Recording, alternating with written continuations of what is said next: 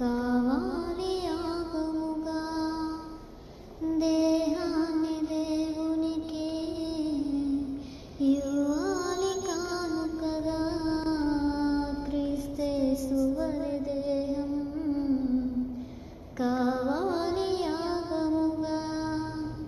నీ ధనము ధాన్యము కంటే ఒక పాపి మార్పు ముఖ్యం.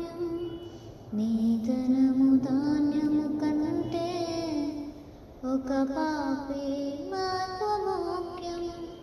ప్రకటించు క్రీస్తు కొరకే మరణించు